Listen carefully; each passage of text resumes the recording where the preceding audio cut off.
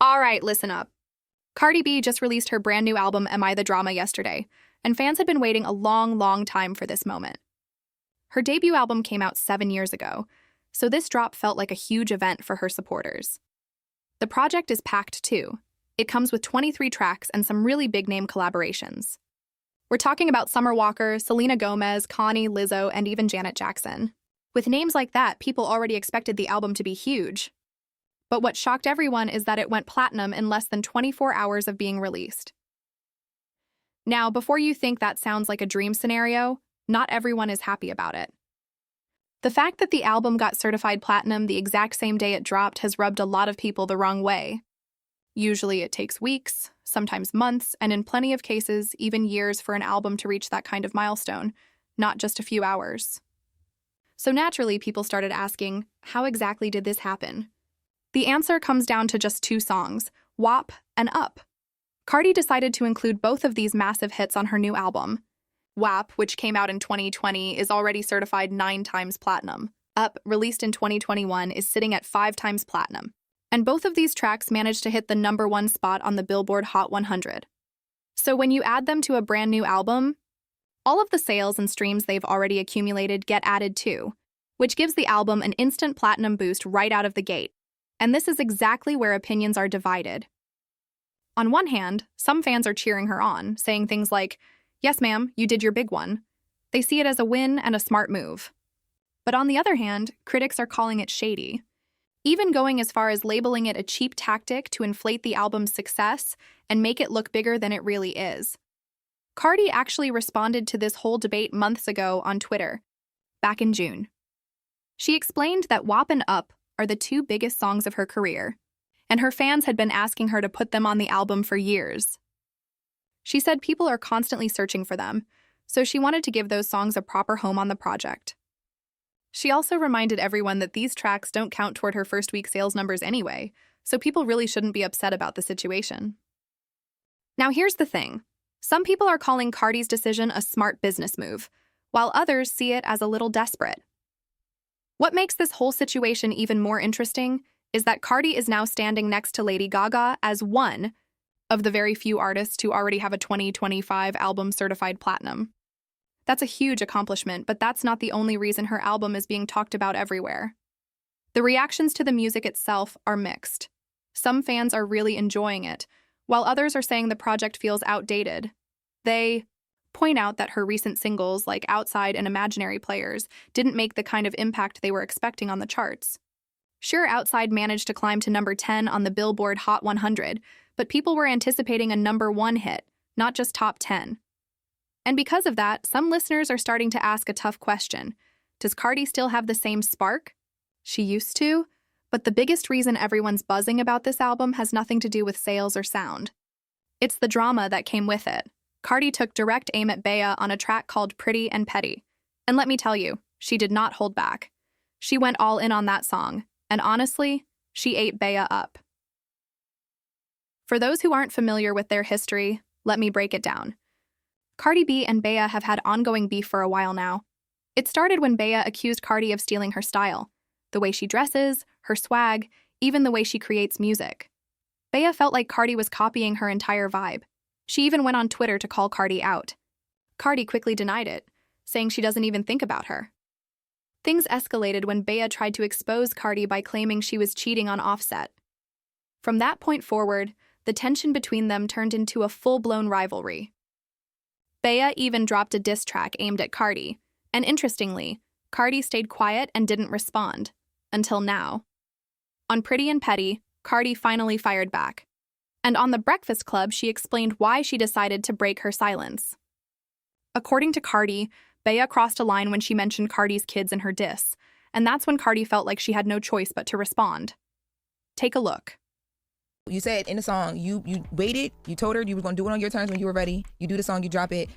At this point, though, so that reignites everything. Because I remember y'all were going back and forth. Your whole thing was, you felt like you just doing this because you want my platform, you want the attention. I'm going to give it to you, and then I'm done with it. This reignites it all. Like, why even address her again on the album? Because you mentioned my kids trying to be cute. There's gonna be times that like people throw shots at you, or like there's gonna be times like, you know, like when she did her little diss and it was trash. Like it's like it could have been trash. People dragged you, and I could leave it at that. But it's like everything on social media is gonna be seen. So when my kids grow up one day and they see that you mentioned them, and then they're gonna ask me like, so what you said, what you did? I'm not gonna tell my kids like, I just felt like she took the high road because she lost because people wasn't on her side. On top of that, Cardi didn't just stop at Beia. Listeners believe she threw some subtle shots at JT and Ice Spice too. And then there are the tracks that hit on a much more personal note. Songs where she opens up about her divorce from Offset. In a way, the album title Am I the Drama couldn't be more fitting, because it perfectly reflects the mix of conflict, emotion, and controversy running through the project. As for sales predictions, early numbers suggest that the new material on its own might not even break 200,000 units in the first week.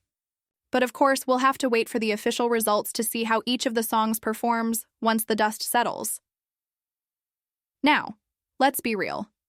Cardi isn't the first artist to recycle older hits into a new album. That's something the industry has seen plenty of times before. But what makes her case stand out is the fact that she chose to include massive songs like WAP and Up, which were already some of the biggest records of her career. And that's why the conversation has split fans and critics down the middle. So, here's the big question for you. Do you see Cardi's decision as a smart business move? Or do you think she's just playing with the numbers to make her album look stronger? And beyond that, what's your honest take on Am I the Drama as a whole? Are you vibing with it, or do you think it completely missed the mark? Cardi B has dropped her long-awaited album, Am I the Drama? It's been around 8 years since she dropped Invasion of Privacy, and I just listened to Am I the Drama? And I'm going to give you my honest review and how I feel about the album. When I first heard Invasion of Privacy, I remember I was playing that joint in my car and I was just vibing from the first track to the last. It had like a bunch of rappers in there. We also had the inclusion of the Migos. Obviously, we don't have that on this album. This album doesn't have a lot of rap features. When I looked at the features for this album, I seen a lot of it's heavily driven on female songwriters, female singers. It has Kaani, it has Lizzo. So, and it has Summer Walker, who actually shows up multiple times on this album.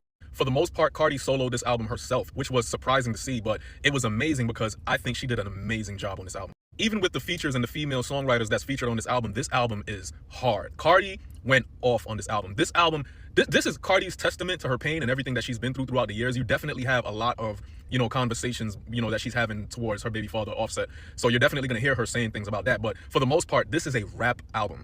The singles that she put out outside and Imaginary Players was just a slicing on the cake compared to what is on this album. Bodega Baddies is going to go crazy on TikTok. My only issue with that song is that it's too short. I wish it was longer. I really wish it was. My favorite song just so happens to be a song she has on there with Lizzo because it has a sample that I love. And when you hear the song, you'll know why. She also has a song on there called Pretty and Petty where she's responding to Beia's diss track. And if I was Beia, honestly, I would go somewhere and just hide and hope that it don't rain tomorrow because she cooked the hell out of Beia. I give this album, honestly, a 10 out of 10.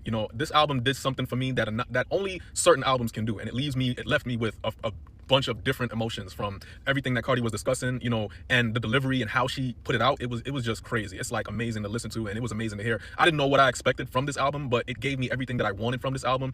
And I think this album... Personally, when I listen to Cardi B album, it kind of gave me like shock value listening. Like, like when you hear something for the first time, you'd be like, oh, why would they say that? But it's like that one time is the one time you're going to feel that way. Like, as far as like, I'll go back and listen to Magnet a couple times over and over. It's like, when I first heard it, it's like, okay, damn, you really said that shit? But it's like after a while, you're like, that's it? Like... And then, like, when it came down to Beia, it's like, I ain't gonna lie, I'll be dead too. But it's like, you really brought that beef back out of the woodworks when really, honestly, nobody was thinking about her. You made us think about her again. That's why I'm like, it's kind of like this moment was like a little bit of spite. Now, granted, the songs about Offset, those can run free. But I'm like, it's come down to the other parts, just like, it's just like a lot of energy was just put towards like old beef and stuff like that. Like, if this was a normal person, we would pretty much be like, you're still on that? Like, you're still going back and forth with these bitches all this time. I'm just personally trying to figure out how is this going to transfer into an arena performance. Like, as far as having songs that you could like dance to and like have a choreography to, I'm trying to like really grasp like what songs are actually going to have like a stage presence, you know what I mean? All I have to say is though, just don't take 7 years. Go and tell us name 5 Beia songs. Listen, technically she wasn't lying, okay? Because I don't know not damn Beia song. The only Beia song I know is by Lil Jon and the East Side Crew. Now that I listened to Cardi's album in its entirety, y'all, I'm not playing. Cardi went in that studio and snapped for real. Like, every feature that she had on there did they thing. Like Lizzo, she had her Jennifer Hudson going on, but she sounded real good. Selena Gomez, the way Selena and Cardi complimented each other on the album, 10 out of 10. The only negative thing I could say about the album is when it came to the Janet Jackson feature, it was a sample, okay? So technically wasn't a feature, but other than that, I really enjoyed this album. And it's like no skips. Like, do you know how hard of an album it has to be to have 23 songs and you can just listen to it and not skip any one? Like, Cardi did this, okay? And Cardi, if you see this video and when you come to my city for the tour, we should link up, okay? Let's make that happen. I'm gonna keep saying that until it happens. Like, me and Cardi. All right, so here's the deal. Cardi B just shook the game with Am I the Drama, and whether you love it or hate it, there's no denying the impact. We saw platinum in 24 hours, some major features, drama with Beia, and even shots at JT and Ice Spice. She's opening up about her personal life, giving fans what they've been waiting for and making headlines all at once. Now, the question is, was this a genius move or is it just a numbers game? Are the old hits giving her an unfair advantage? Or is this the Cardi B strategy we've come to know and respect? I want to hear what you think, so here's what you do. Comment below with your honest thoughts. Are you here for this album or do you think it falls short? Smash that like button if you enjoyed the video. And don't forget to subscribe so you don't miss all the updates on Cardi B and the biggest music drama happening right now. Because one thing's for sure, Am I the Drama isn't just an album, it's a conversation starter. And trust me, the world isn't done talking about it yet.